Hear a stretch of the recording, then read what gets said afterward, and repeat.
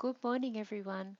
Welcome to week 9 of our course. You might remember my name is Liz. I'm a student in Australia who is learning to teach TESOL, which is Teaching English to Speakers of Other Languages, which is what I'm doing here with you. So thanks again for giving me the opportunity, and thank you to Mona Lisa for supporting me. This week our topic is on personal computing. Today we'll be having a quick review of what we've done previously and having a look at our reading and talking about personal computing. So last week we didn't actually have any topics because last week was the midterm exams. I hope you all did really well and that everyone's feeling a little bit more relaxed now that exams are over and ready to do some more learning.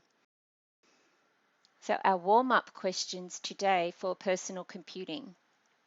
How are computers or devices used in your home or outside of work?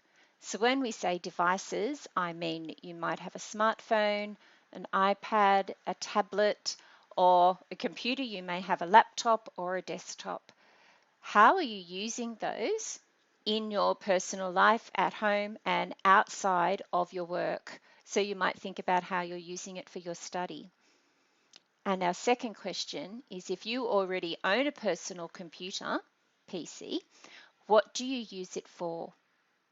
So I have a laptop that I take with me from school to school because my job is to go to schools and work with teachers. And I'm using my computer right now to record this video for you so that we can do this teaching. So that's how I'm using my personal computer. I also use my iPad to help me out with different things getting ready for this. So have a think about that. And could you please pop your answers down in the comments underneath the YouTube video, and I will make sure that I have a look at them before our practicum lesson on Thursday.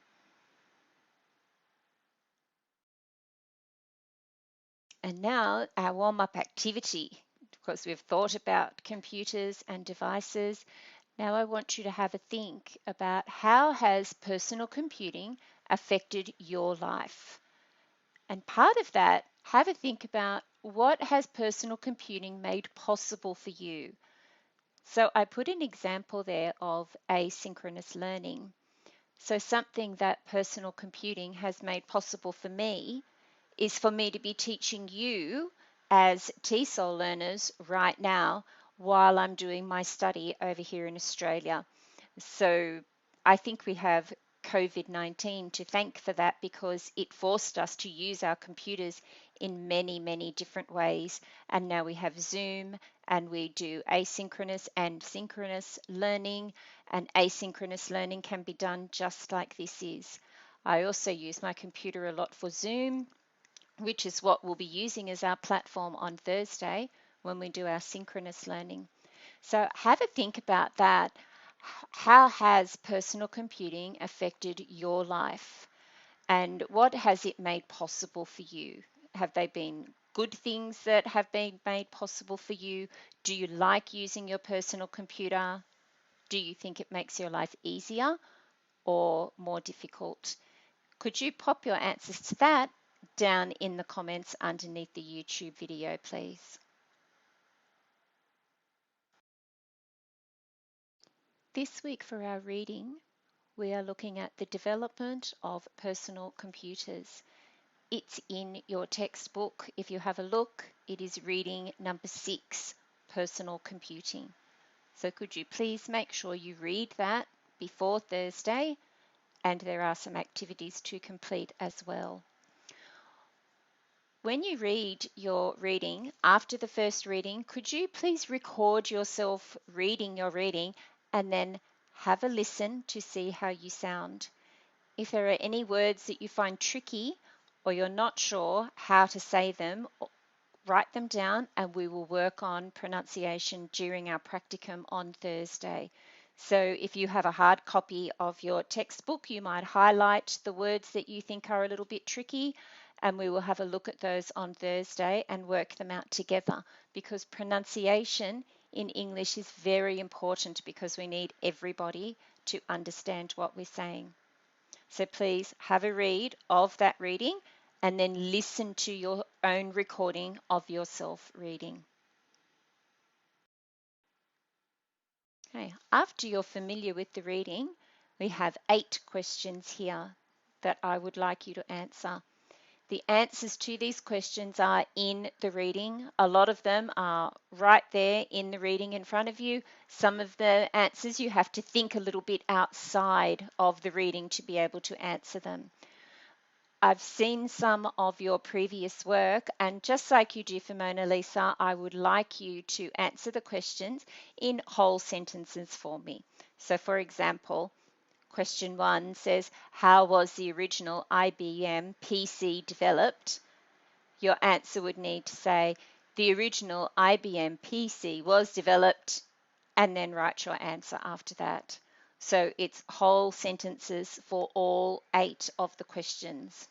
So have a look through those questions. You have from now, Monday, until Thursday to get those answered.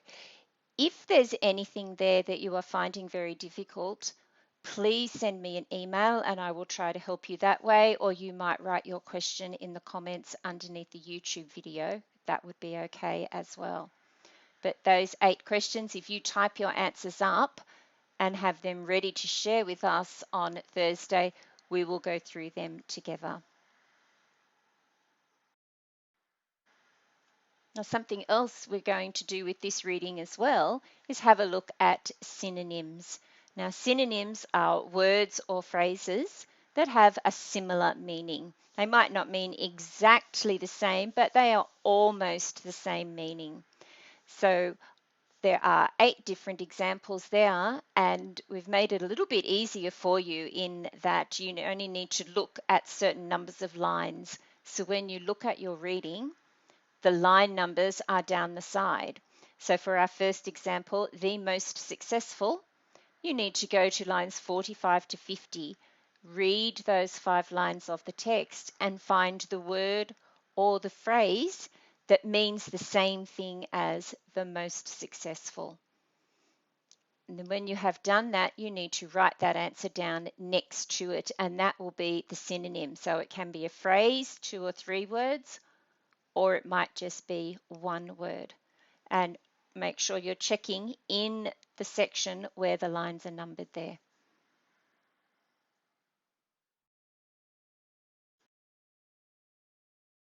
Okay, now we're going to move on to our grammar focus for this week. This week we are having a look at past tense.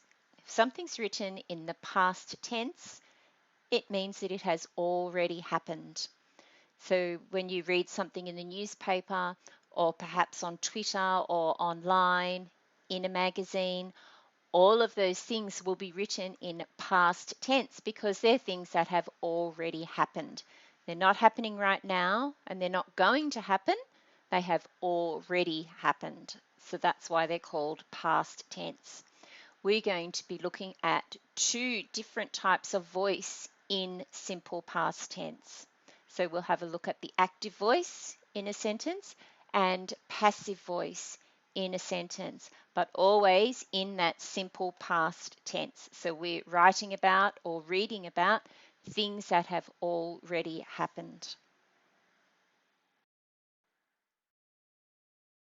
So active voice is when the subject is the main part of the sentence. So if you have a look there, that is basically the formula for writing in active voice. We put down the subject, then the past tense form of the verb, and then the object. So those 3 different things need to go into the sentence for it to be active voice.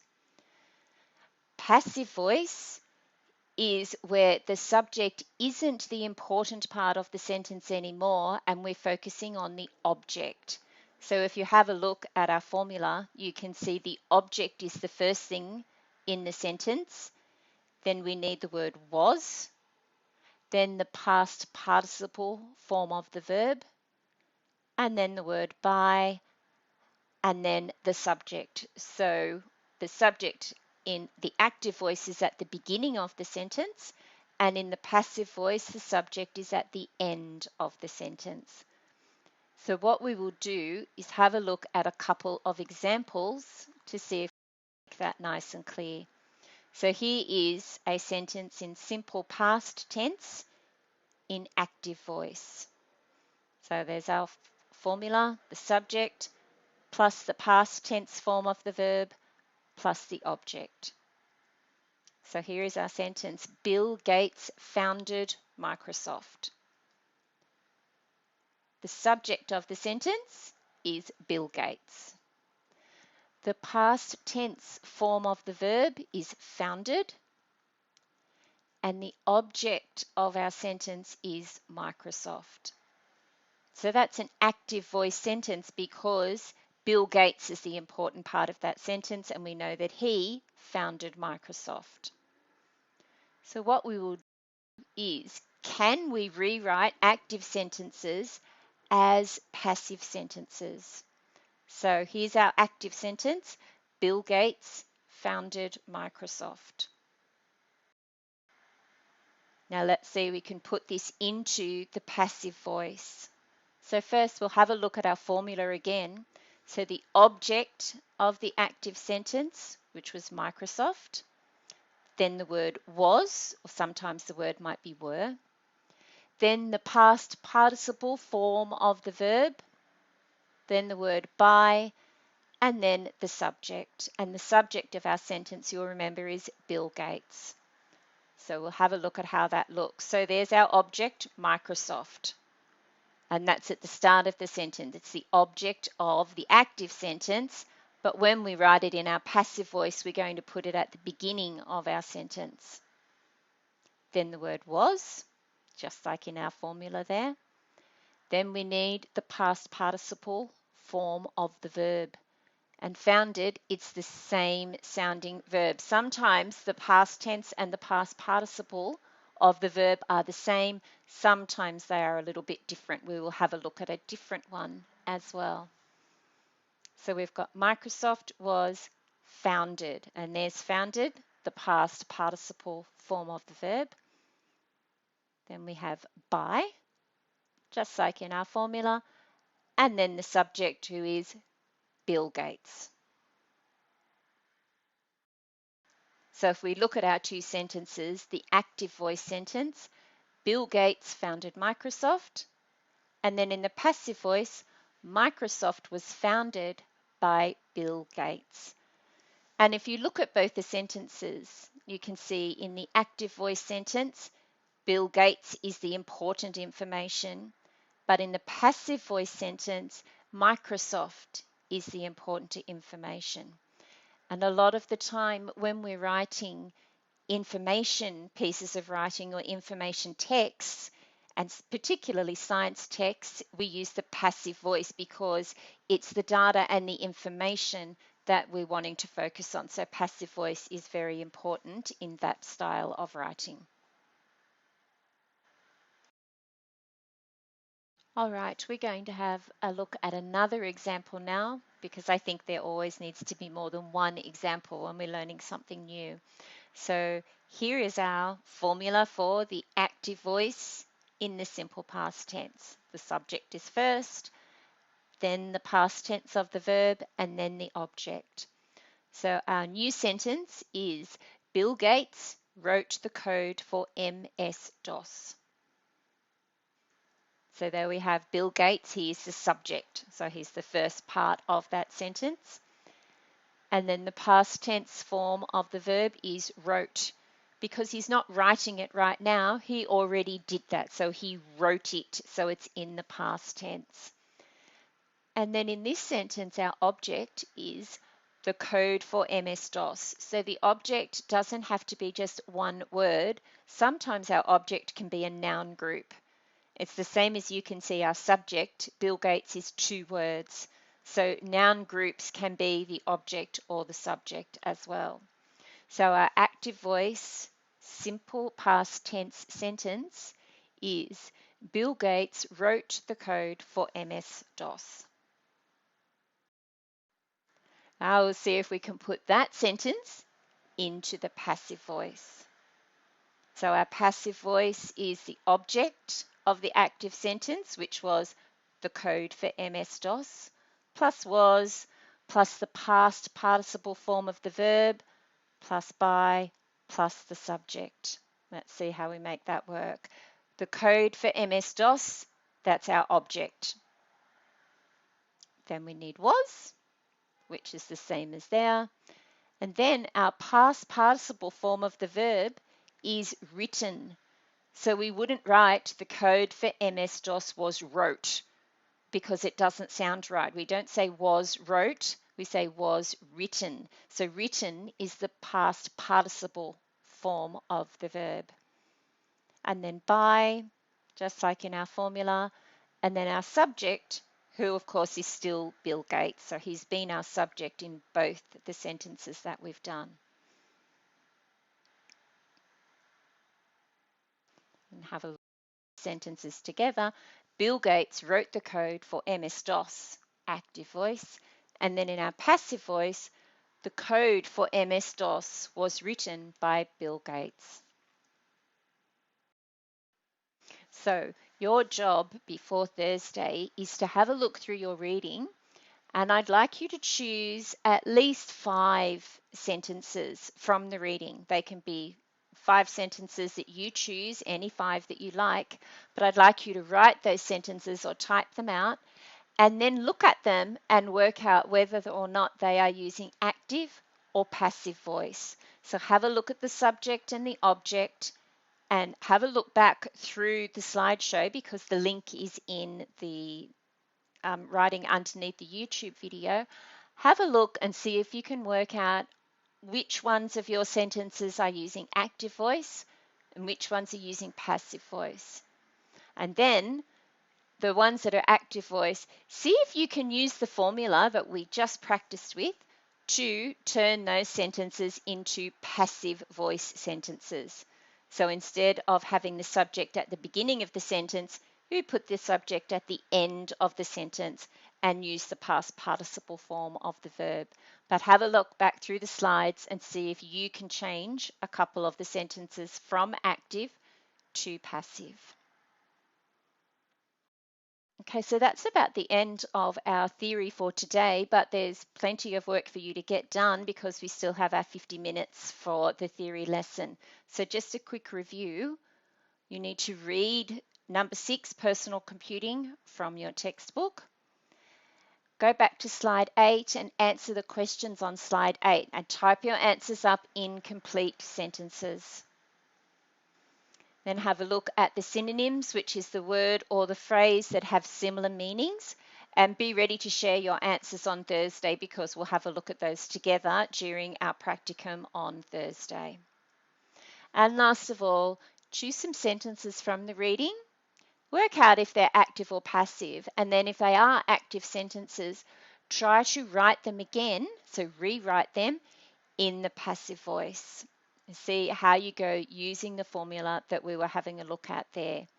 And also don't forget, if there are any words that you're finding tricky, use a highlighter to highlight them on your page and we'll work together on Thursday at how to pronounce those different words.